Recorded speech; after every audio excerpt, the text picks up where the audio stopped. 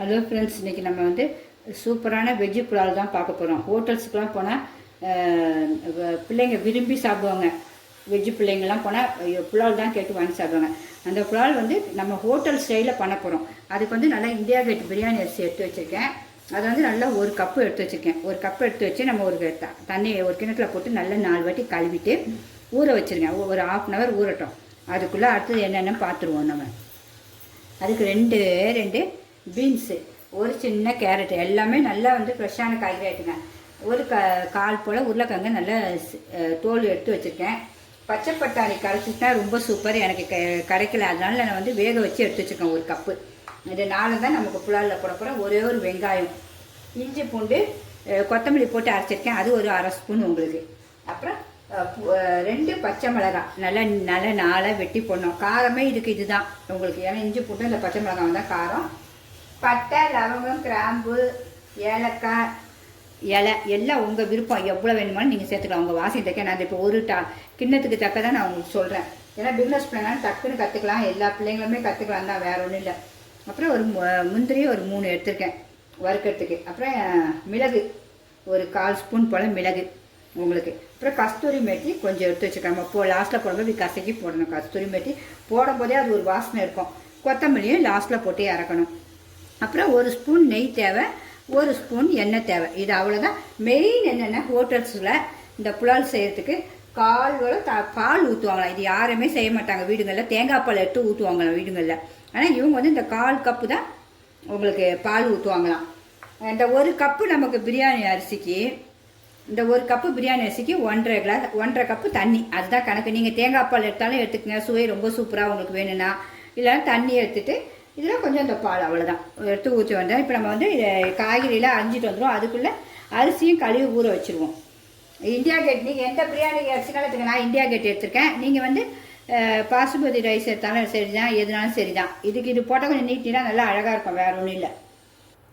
இப்போ நம்ம காய்கறியும் எல்லாம் அரிஞ்சிட்டு வந்துட்டோம். உங்களுக்கு எந்த சைஸ் வேணாலும் அரிஞ்சிக்கலாம். நீட்டு வேணாலும் நீட்டு, சதுரம் வேணாலும் சதுரம், உங்களுக்கு ரவுண்ட்ஸ் வேணாலும் எப்படி வேணுமோ உங்களுடைய விருப்பம் தான். இது பச்சை மிளகாய் 4 கீறி வச்சுருக்கேன். வெங்காயம் எப்போவுமே நம்ம சாம்பார் வெங்காயம் யூஸ் பண்ணோம். இன்றைக்கி இந்த வெங்காயம் தான் யூஸ் பண்ணோம். பெரிய வெங்காயம் தான் இதுக்கு. ஒரு வெங்காயம் நீல வாக்கில் அரிஞ்சாச்சு. இனிமேல் நம்ம 1 நேரம் தாளிச்சிடுவோம். போய் கடாய் வச்சுருவோம். ஸ்டவ்வில் எண்ணெய் 1 ஸ்பூன் ஊற்றிடுவோம். அவ்வளோதான். நெய் 1 ஸ்பூன் ஊற்றிடுவோம். உங்களுக்கு எண்ணெய் எக்ஸ்ட்ரா வேணாலும் கொஞ்சம் ஊற்றிக்கலாம். 1 ஸ்பூனை எனக்கு 1 கப்புக்கு தான் நான் எடுக்கிறேன். இது பெரிய ஸ்பூனுக்கு 1 ஸ்பூன் நெய் எடுத்துக்கோங்க. இது சின்ன கப்புனால கூட ஒரு 2 ஸ்பூன் எடுக்கிறேன். சட்டி காயட்டும். காய்கறியும் நல்லா இப்படி ஃப்ரெஷ்ஷாக எடுத்து வச்சுங்க. கேரட்லாம் இந்த அழகில் இருக்கணும் உங்களுக்கு. அப்போ தான் இந்த சமையலும் சூப்பராக இருக்கும் உங்களுக்கு. காய்கறி ஃப்ரெஷ்ஷாக இருந்தால் தான். இப்போ ஃபஸ்ட்டு இந்த வாசனை பொருள் எல்லாம் போட்டுருவோம். ஏலக்காய் எல்லாம் போட்டு கிளறிடுவோம். ஏலக்காய் வெடிக்கும் பார்த்து. மிளகும் போட்டுருவோம். முந்திரியும் போட்டுருவோம்.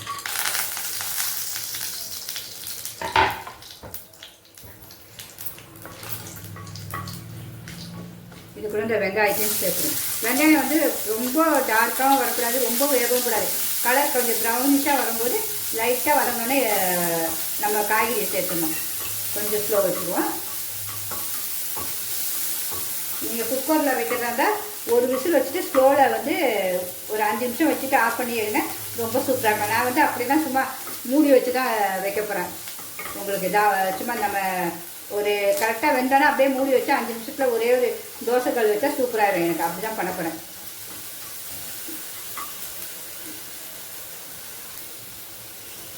வெங்காயம் இந்த அளவு தான் வதங்கணும். அதுக்கு மேலே வதங்கக்கூடாது. இப்போ நம்ம இந்த காய்கறி எடுத்து வச்ச காய்கறி எல்லாம் போட்டுரும். பச்சை மிளகாய் தவிர. ஆனால் பச்சை மிளகாய் கலர் மாறக்கூடாது. உங்கள் காய்கறி கலரும் மாறக்கூடாது. அது தக்க நம்ம வந்து கொஞ்சம் ஹைலே வச்சு தான் டக்குன்னு செய்யணும். அப்போ அது வெந்துடும் நல்லா உங்களுக்கு சூப்பராக. இப்போ இதுக்கு தேவையான உப்பை போட்டோம். உப்பு நம்ம சொல்லலாம் மறந்தாச்சு. உப்பு தான் சுவை மெயின். இதுக்கு தேவையான உப்பு போட்டுறேன். பத்தனால நம்ம தண்ணி ஊற்றும் போது டேஸ்ட் பார்த்துக்கலாம். இப்போ இஞ்சி பூண்டு பேஸ்ட்டையும் போட்டுருவோம். அதுவும் நல்லா வதங்கணும். கொத்தமல்லி எல்லாம் போட்டு தான் அரைச்சிருப்பேன் அதில் டேஸ்ட்டுக்கு உங்களுக்கு. அதுக்குள்ளே நம்ம பிரியாணி அரிசியை நல்லா ஊற வச்சுட்டோம். இந்த அளவு கண்ணாடி மாதிரி இருக்கணும். அவ்வளோ அழகாக கழுவிட்டு வச்சுருக்கணும். இதுவும் அப்படியே அழகாக முசாக இருக்குது. தண்ணியை மட்டும் வடித்து வச்சுருவோம். நம்ம அதுக்குள்ளே காய்கறியும் நல்லா வதங்கிடும். இப்போ இந்த பச்சை பட்டாணியை போட்டுவோம். அப்படியே நல்லா வதக்கும். பச்சை கலர் அப்படியே தான் இருக்குது, மாறல உங்களுக்கு அழகாக. இப்போ நம்ம இந்த பச்சை மிளகாவையும் போட்டுருவோம்.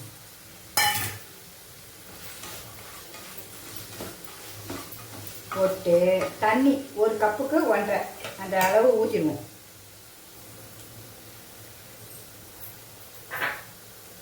இந்த கப்புக்கு 1 கப்பு எடுத்துருக்கோம், 1.5 கப்பு தண்ணி. 1 1.5 அவ்வளோதான். உங்களுக்கு சப்போஸ் நீங்கள் குக்கரில் செய்யறா மட்டும் கொஞ்சம் 1/4 தண்ணி ஊற்றிக்கங்க. இது இப்போ கொதிக்கணும் நல்லா. நமக்கு ஒவ்வொருத்தரும் அரிசியாக அதில் போட்டு செஞ்சுட்டு தண்ணியை ஊற்றுவாங்க. அது வந்து என்னதான் இருந்தாலும் உடஞ்சிரும் உங்களுக்கு. நமக்கு எல்லாம் தண்ணியை கொதிக்க வச்சு ஊற்றணும். நம்ம இந்த மெத்தட் ஹோட்டல் ஸ்டைலில் செய்யும்போது ரொம்ப சூப்பராக இருக்கும். இப்போ அந்த பாலையும் ஊற்றிடணும். நம்ம பாலையும் ஊற்றிட்டு அப்படியே கொதிக்கணும். ஒரு கொதிச்சோடனே தான் நம்ம அரிசி போடணும். இப்போ நம்மளுடைய தண்ணி நல்லா கொதிச்சிச்சு புலாவுக்கு. இப்போ நம்ம இந்த அரிசியெல்லாம் போட்டுருவோம். போட்டுட்டு நல்லா அப்படி கிளறிடணும். ஒரே ஒரு வாட்டி தான். அப்புறமேட்டு கிளறவே கூடாது. நீங்கள் மூடி வச்சு சிம்மிலே மூடி வச்சு அது பாட்டுக்கு வேகட்டும். ஒரு 1/4 மணி நேரம் நம்ம விட்டுருவோம். இப்போ இது சிம்லே தான் இருக்குது. அப்புறம் இந்த அளவு வந்துருச்சு சூப்பராக உங்களுக்கு. இப்போ இந்த கஸ்தூரி மேத்தியை இப்படி நுணுக்கி நல்லா தூளாக போட்டுனா வாசனை சும்மா அட்டகாசமாக இருக்கும். கொத்தமல்லி இறக்கும் போது போடணும். இதுக்கு முன்னாடி ஒரு சின்ன இது உங்களுக்கு சொன்னல, நான் அப்படியே ஒரு ஆஃப் பண்ணும்போது 2 தோசைக்கல் வச்சுருவேன். இங்கே ஒரு தோசைக்கல் ஸ்டவ்வில் வச்சுருக்கேன், அங்கே ஒன்று வச்சுருக்கேன். இப்போ ஆஃப் பண்ண போகிறோம். நம்ம இந்த தோசைக்கல்லை அடியில் வச்சுட்டு சூடாக ரொம்ப கொதிக்கும், பார்த்து வைக்கணும். இதை அடியில் ஒன்று வச்சாச்சு. இப்போ இதை தூக்கி இங்கே வச்சுட்டு ஸ்டவ் எதுவுமே பற்ற வைக்கல. 5 நிமிஷம் கழித்து நம்ம பார்த்தா சூப்பராக நம்மது ரெடியாக இருக்கும். ஒன்றுமே ஸ்டவ் பற்ற 5 நிமிஷம் அப்படியே விட்டுருங்க. நம்ம திறந்து பார்ப்போம் எப்படி இருக்குன்னு மட்டும் பாருங்கள். இப்போ நம்ம 5 நிமிஷம் ஆயிடுச்சு. இதை எடுத்து பார்த்துருவோம். வெஜ்ஜு புலாவ் எப்படி இருக்குன்னு பார்த்துருவோமா? பாருங்க, பார்க்க எவ்வளோ சூப்பராக இருக்குது பார்த்தீங்களா? நம்ம ஹோட்டல் மாதிரியாக இருக்குது பார்த்தீங்களா? எவ்வளோ அழகாக பசுமையாக வெந்திருக்கு. இதை பாருங்கள், உதிரியும் அவ்வளோ சூப்பராக இருக்கும். அரிசி பார்த்தீங்க, ரைஸ் பார்த்தீங்களா? இன்னும் நம்ம சுவையும் பார்க்கணும்ல, பார்த்துருவோம். மேலே கொத்தமல்லி எவ்வளோ வேணாலும் நம்ம தூவிக்கலாம். கொத்தமல்லி தூவிட்டு நம்ம சாப்பிட்ற வேண்டியதான். இதுக்கு உருளைக்கிழங்கு சூப்பராக இருக்கும், கத்திரிக்காய் சூப்பராக இருக்கும், சிக்கன் அதுக்கு மேலே சூப்பராக இருக்கும். இன்றைக்கி நம்மளுடைய வெஜ்ஜு புலாவ் ரெடி ஆகிடுச்சு. அதுக்கு சைடிஷ் வந்து நான் க்ரீன் சிக்கன் வச்சுருக்கேன். அதுவும் சூப்பராக இருக்கும். உங்களுக்கு லிங்க்கில் கொடுக்குறோம், போய் பாருங்கள். இப்போ நம்ம இதோடைய டேஸ்ட்டை நம்ம பார்க்கணும்ல, எவ்வளோ உதிரியாக எவ்வளோ சூப்பராக இருப்பாங்க. நமக்கு ஹோட்டலுக்கே நம்ம போக வேண்டாம், நம்ம அழகாக செஞ்சு சாப்பிட்றலாம். சூப்பராக எல்லாருமே இப்படி ரசத்து ருசி செய்யணும் தான் போட்டிருக்கேன். சிக்கனையும் எடுத்து காட்டுறேன் பாருங்கள். சிக்கனும் அவ்வளோ ஒரு சாஃப்டாக இருக்கும். இந்த சிக்கன், இந்த மசாலாவும் அவ்வளோ டேஸ்ட்டாக இருக்கும். இப்போ டேஸ்ட் பார்த்துடலாம்.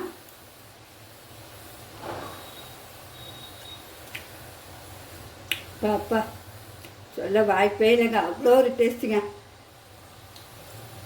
அந்த சிக்கனோட வச்சு சாப்பிடும்போது சிக்கன் பாருங்கள் அப்படியே பஞ்சு மாதிரி வருது பாருங்கள். அவ்வளோ ஒரு டேஸ்ட் மிஸ் பண்ணவே. இப்போ நான் இந்த புலாவ் செஞ்சு இந்த சிக்கனை செஞ்சு எல்லாருமே சாப்பிடுங்க.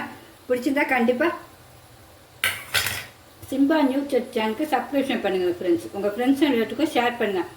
ஓகே ஃப்ரெண்ட்ஸ், பாய்.